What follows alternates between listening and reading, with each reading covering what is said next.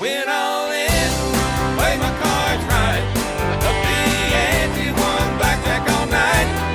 Roll the dice, let it ride. Water the odds, I got snake eyes. Entrepreneur Perspectives is produced by QuietLoud Studios, a production company and content network. Learn more at QuietLoudStudios.com. So I just here with Wes Connor Insurance Agency. We've had a good long relationship over the years and just wanted to kind of talk with you about your experiences in the industry, how you got in there. I think we got some common interest in football teams, and so we can talk about that. But tell me a little bit about where you're from and how you got into the business. Okay, I'm actually from Pittsburgh, born and raised. Got into the insurance business in Columbus, Ohio. Okay. I graduated from Ohio University, got a job with Procter & Gamble selling soap, moved back to Pittsburgh, absolutely hated it. I think I really hated working. So Right. I went back to graduate school at Ohio State, hung out at Ohio State for a year, There you go. and then backed into the insurance business. You know, that's another thing you've got in common with Eric Kasimoff is he's a big Ohio State fan. So Ohio State with him and Pittsburgh with me. So it's kind of funny. You kind of became a fan kind of naturally, but I became a fan back when there was only 3 channels. I can tell you when I started liking the Steelers was when they played the 72 Dolphins in the playoffs. And I remember, of course, the Dolphins were undefeated and they were just a great team. And I remember actually feeling sorry for the Steelers. I was only 10 years old. And I felt sorry for them. You know, as a guy, I feel sorry because they hadn't made the playoffs in a long time.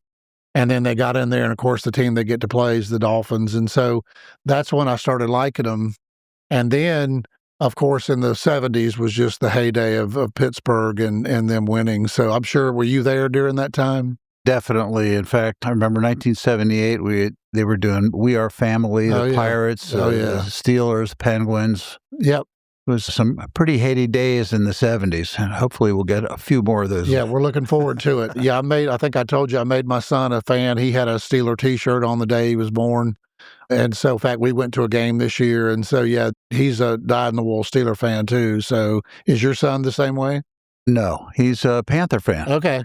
This is the team he grew up with, so Okay, yep. he tolerates the Steelers. So what made you want to get into the insurance business? I didn't. Actually, a guy had called me in to see if I'd be interested. I was working as a waiter while I was in graduate school at a restaurant chain and enjoyed it. And he called me in because he knew a lot of the management, and they were interested to see if I was interested in restaurant management. Okay. So he called me in and asked me if I was, and I said, 80 hours inside a building? Absolutely not. And he said, well, great. I want to talk to you about the insurance business. And at that point, you know, I had that little stuff in the back of your throat where you're just like, oh, man, I'm going from bad to worse. Yep. But then he said, look, I don't know how to train you. I don't know how to do this, but here's what we'll do. First of all, I don't want you to sell to any of your friends for the first couple of years. Wow. And I'll pay you $12,000 the first year, $16,000 the second year, and $20,000 the third year. And I was making $9,600 with Procter & Gamble, so I'm thinking, oh, this is pretty good dough. Yep. So my next question was, well, what happens after the third year? And he says, don't worry, you'll either love it or hate it. Right. And I loved it. That's good. So what year was that? Do I have to say?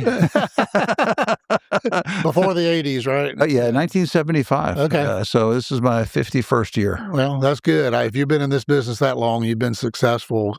My story's kind of the same. My mother worked for Mass Mutual. She was actually an agent recruiter. I was in college. I had no idea what I wanted to do. And I had an on-campus interview with a property and casualty company and got the job and really was in the home office.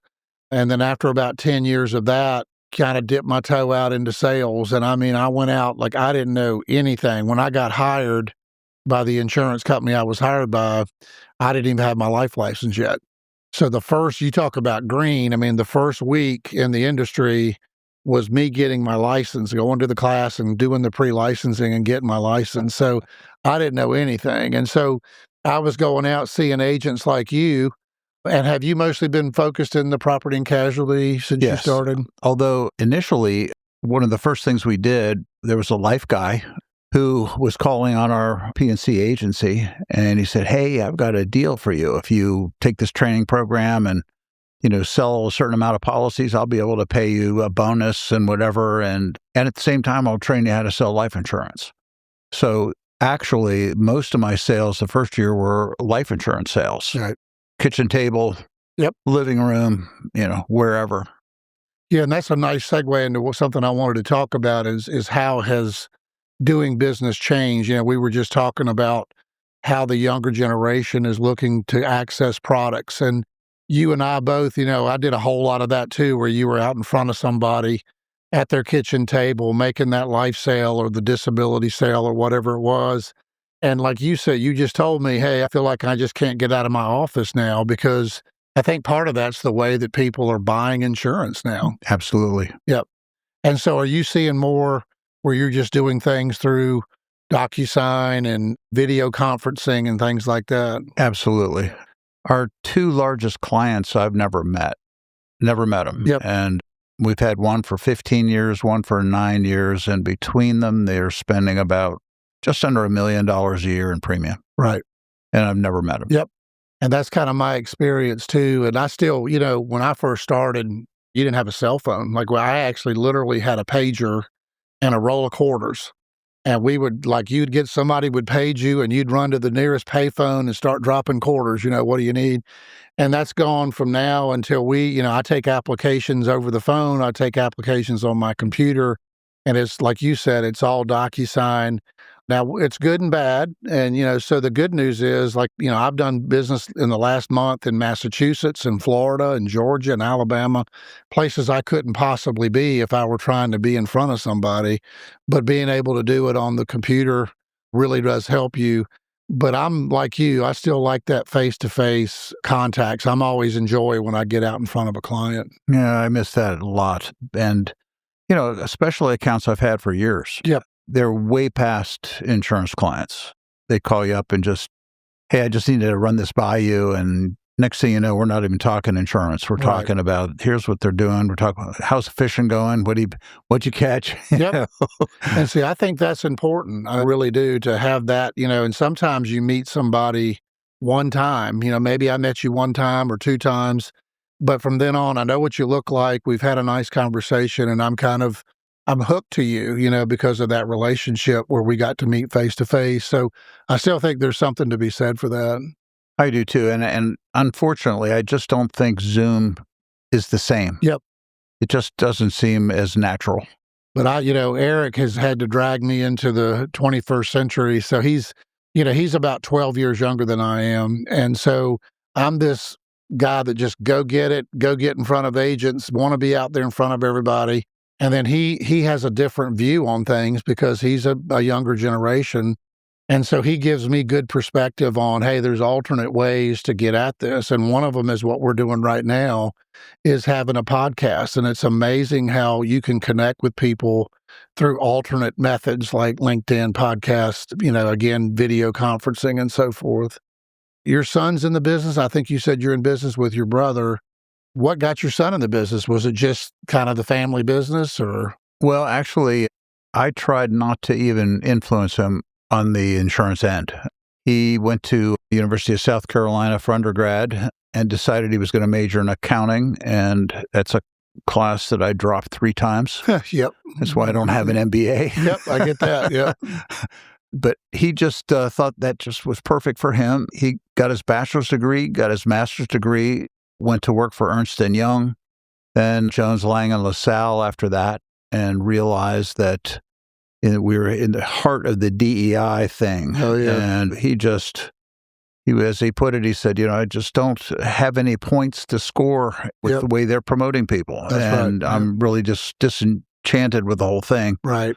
So talk to me about the insurance business. And that's been about 6 years since he's been with me. And now he is running everything. Wow. And it's changed us around dramatically, like you've been dragged into today. So the experience has been good, then it sounds like. Yes. Yeah, my daughter was, she was looking for a job and same kind of thing, just kind of didn't know exactly what she wanted to do. And she became one of our case managers here at CastSource. And, you never know how it is going to be working with a family member. But I remember the first day that we sat down, I started showing her how to run quotes and how to case manage and how to do commissions and how to do licensing and the whole 9 yards. That's and a lot for the first day, by the way. It is, yeah, it is. And, that's one thing. She learned everything because at CastSource, we don't have a big staff, and so we're not so compartmentalized. So she had to learn the whole business, basically. But I told her, I said, you're my daughter, and I love you, and that's not going to change. But I said, when we're at business, it's business. And it was a fantastic experience. And she was super good, super quick. I'm always amazed at how younger people pick up on the technology. You just said your son was running the agency, and he probably has some fresh ideas. Definitely. Yep. And so, so it was a great experience, and it really was a launching pad for her. She went on to another broker who just offered way more money than we were going to be able to pay her. And as much as I loved her, I said, hey, you got to go. That's just a super opportunity. So, yeah, it's been good. So we're a third generation family in the industry. Now, how long have you worked with your brother? 40 years. Okay. 40 years this year. And is he here in Charlotte as well? Yes. Okay. Mm-hmm. When I moved to California, I was out there probably 5 years on my own. And then he moved out and started helping me there. And then we moved here in 1993 in the Carolinas. So he's in your agency now? Yes. I haven't met him yet. I need to come meet him. So, well, he keeps his door closed, and so he doesn't have to talk to life salespeople. There you go. Try to avoid me. Yeah. I've had that experience over the years. So, yeah, the other thing is for the agents, there's not as many agents out here. There's not as many young people coming in. So that's why I always like to see when I've got actually have a fourth generation agency in High Point where the fourth generation and the fifth generation's there. The fifth generation's 12 years old, and I suspect he'll end up in the industry. And I've worked with 4 out of the 5 generations, so that's kind of neat. I've been around long enough I work with the grandfather, the dad, the son, and the grandson's coming. So, but I think there's a vacuum out there for agents that have expertise and experience like you do. There's not as many agents coming in that are doing what you do. Do you find that to be true?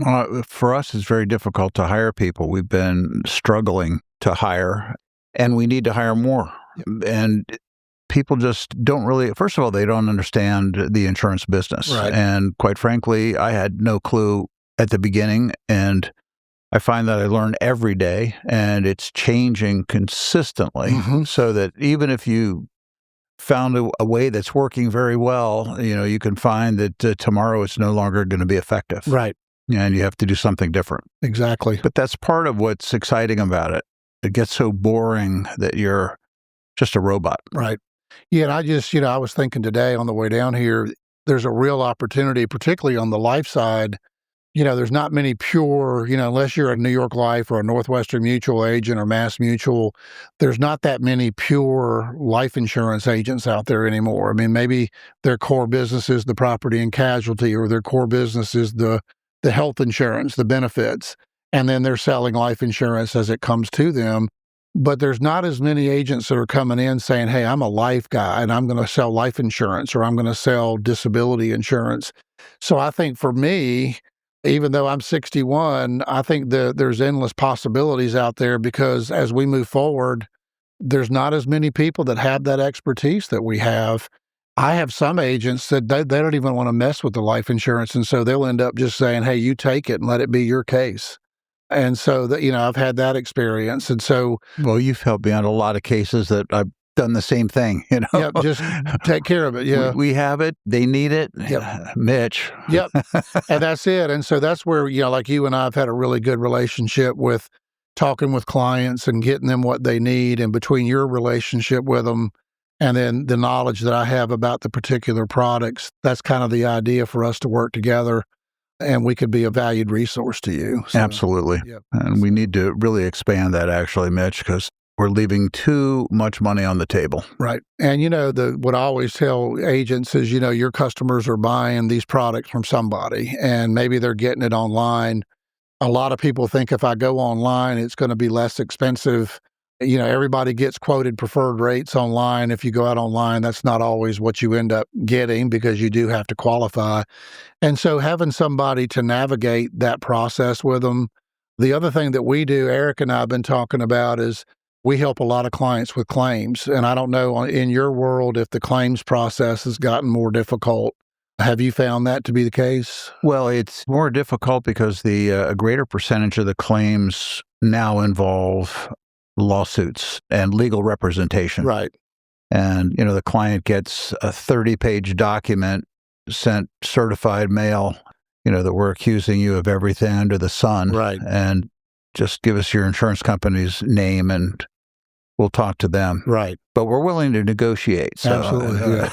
Yeah, my daughter just had that experience. She had a wreck, and I won't name the company, but it was a difficult and long experience for something that she was not at fault, clearly not at fault, but it was still a battle. And so, we do a lot of long-term care claims, life insurance claims, and we have to help people navigate that process. It's not an easy process, and particularly the long-term care. And so getting people qualified for their long-term care claim, that's another service that we try to provide them, because I can't imagine somebody going straight to the carrier and trying to navigate the long-term care claims process. I agree. I haven't had many of those, but I can certainly understand that's going to be difficult. Yep. It's not like a death claim. Right. Pretty obvious, and you have very little to do to prove it, but the long-term care is a big deal. Yep. And disability. That's exactly right. Yep, exactly right. And that's a really under-purchased product. The disability insurance is something that a lot of people need. Everybody talks about their financial plan, but the biggest piece of that financial plan is the income. And so if you don't have that income, then that's going to be what brings the whole process down. So that's something we do promote. Tell me kind of about your agency and what your core focus is. Is it commercial, property, and personal lines, or is it both? Both. We're about 65% commercial, 35% personal. Okay. We have personal lines clients in multiple states, as far as, Colorado and Washington, but then we have businesses primarily in the Southeast. Okay. And due to the fact we represent nearly 100 different insurance carriers, we have the ability to handle most types of accounts with accurate coverage. And it is a bit of a challenge. Certain lines of insurance are suffering from huge rate increases. Yep. Commercial auto insurance is a nightmare. And if you happen to own a restaurant that serves alcohol in South Carolina, you're looking at, $50,000, $100,000 premiums. Oh, wow. If you're selling any quantities. That's why your drinks are $15 a piece when you go down there. Yeah. Exactly. And they're going up. So, yeah, we were just, my son lives in Washington, D.C., and this past weekend we were touring kind of the mall there in D.C., and we went to the Watergate Hotel. And, we're all very interesting to be there and see that hotel. But they had a bar there that it was really interesting looking. So we went in and had a drink at the Watergate. But it was $15 to $16 for your basic drinks in those places. And I guess part of that is the expense of the liability insurance for that. Yeah, so it's quite high. Yeah. Yeah, I think business owners, too, in our business, there's a lot of needs there for, in our business, the life insurance, the disability, making sure that business is going to continue if they have the death of a key person or the disability of a key person. A lot of business owners don't think about. They always think about, if you and I are partners, one of us dies, what happens? We need to buy the other person out. But what happens if one of us becomes totally disabled? We're not dead. We still own the business, and yet we're not contributing. And so there's a need to, hey, we at some point need to buy you out. And so a lot of business owners don't think about that. Are you seeing that as well? Yes, that's definitely something that is undersold. Right. And I'm guilty of that. So, yeah, real important to kind of do that review. Anything else that you were thinking about? I just wanted to give you the opportunity to say anything you wanted to say on our podcast, or bring up any topics you'd like to discuss. Well, I'll tell you, one of the things that I think, to me, selling life insurance is a lot more satisfying than even picking up a new business client. Right. Because in the property and casualty world, it's generally something that is mandatory to some degree. Right. If you owe money on equipment or vehicles, the coverage is mandatory. Of course, driving on the road, insurance is mandatory. Right. And workers' comp is mandatory. So you're selling products that they have to buy. Right. And the approach then is really trying to refine the needs of the insurance, make sure they're accurate, make sure that all the bases are covered, yet at the same time managing the costs to the very best you can within the marketplace. Right. Life insurance is much more creative. Nobody expects that it's going to happen to them. Right. And being a positive person, I certainly am in that area. Yep. I don't think you realize things are not so good until they're not so good. That's right. And then it's already too late. It's already the line of insurability has been crossed. Right. But now you can see it clearly and you're ready to do something, but it's already too late. Right. So the key is to sell early, convince them of the prudence of doing it and why it's necessary and why it's to their benefit. Well, and I think we've both probably seen what a difference, life insurance. And like you said, people, particularly if you're young, I remember being 35 and you thought you were going to live I'm the one guy that's going to live forever. And I just can't imagine the world without me in it. I remember, but you get older and you realize things do happen. I've had several experiences where we've had clients that died early that we had worked with on insurance. I had a dentist two female dentists actually down in Jacksonville, North Carolina. We actually wrote buy-sell insurance on them. And then one of their husbands got terminal cancer. And she actually said, my husband would like to talk to you. And when I talked to him, he said, I have 12 weeks to live. I mean, literally. Now that really, when it hits home. And he said, I have a life policy and I wanted to ask you if you would help my wife file this claim, even though she was a very intelligent dentist and in practice. And I said, absolutely, I'll help her file the claim. He had $1 million policy. Within 2 weeks of his death, she had $1 million. That makes a difference. And we always say, hey, we're the only guys that are walking in with a bag of money in a time of crisis. Everybody else, the funeral home wants money. The IRS wants money, but when we walk in, we're bringing in a resolution for that family. Same thing with the long-term care. I've got a client right now that's on long-term care claim. He's 62 years old, full-blown dementia. His costs are $9,700 a month in a memory care unit, and yet we're paying out $10,000 for that long-term care policy, and he's 62. So you can, like you said, it's very satisfying when you see the end result of what you've done on those type products. So you feel you really secured somebody's life, particularly the young families. And again, the cost is so minimal these days. Oh, yeah. And they want to buy a 10-year term and you're thinking, look, 30 at the very least. That's it. It's still just $20 a month at 30 years old. Yeah. Don't mess up. This is an easy decision. It may not seem like a lot right now, but believe me, it's a big deal. Yep. And lock it in now.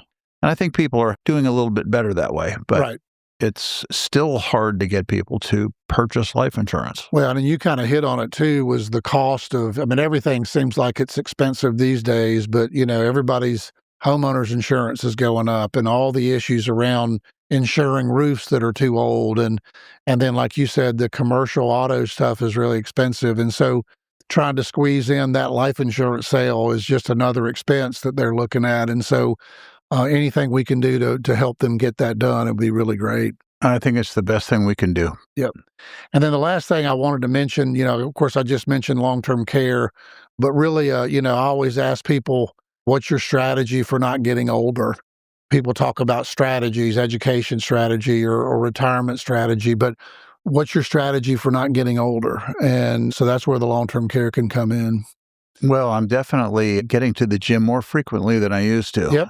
If I don't get 4 days a week, I feel guilty. That's good. And I actually feel worse. Yep. So it's unfortunately too noticeable, even missing a day or two. It is amazing, when you get used to going, how missing a day really affects you. And you just have more energy, you feel better, your attitude's better. Yep. And then you take a day off and then you go, oh, gee, why did I do that? Yep. It's not better. Well, I might say this wrong, but I saw a saying the other day where a guy said, I'd rather be the oldest guy in the gym than the youngest guy in the nursing home. And I was like, hey, I kind of like that. And I like that too. the gym I work out in, it's actually more of a weightlifting gym. It's a lot of weight stuff. And I have progressed from being one of the younger guys to one of the older guys. I look around and it's all 25 and 30-year-olds in there trying to prove something.